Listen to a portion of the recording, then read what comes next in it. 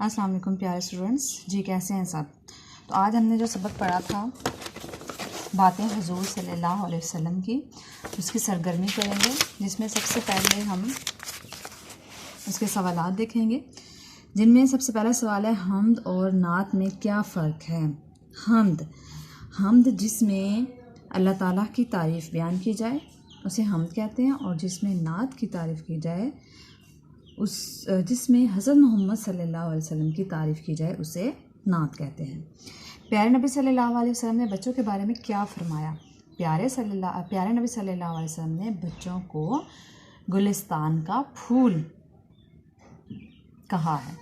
प्यारे नबी सल्लल्लाहु अलैहि वसल्लम अपने हाथों से कौन कौन से काम किया करते थे। प्यारे नबी अपने हाथों से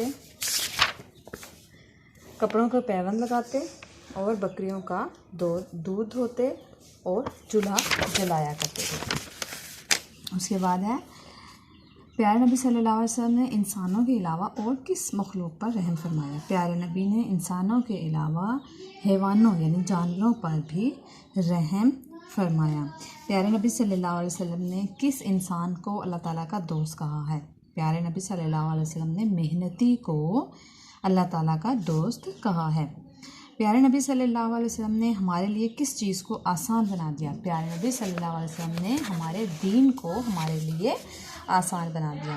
सवाल नंबर 2 है पेशा वाराना नामों को उनके दुरुस्त कामों से पहले लिखिए। यानी लोहे के औजार बनाता है, लोहार हजाम हमारे बाल तराशता है, सुनार सोने के जेवरात बनाता है, मोची जूते मरम्मत करता है, ग्वाला दूध लेकर आता है, बावर्ची मज़े मज़े के खाने पकाता है, दर्जी हमारे कपड़े सीता है, बढ़ी लकड़ी का सामान बनाता है। तो बच्चों, आपने इन सवालात को और इस एक्सरसाइज को सही तरीके से याद करना है ताकि आपको सारा जहन नशीन हो जाए। इसी के साथ ना बहुत ख्याल रखिएगा। अल्लाह हाफिज़।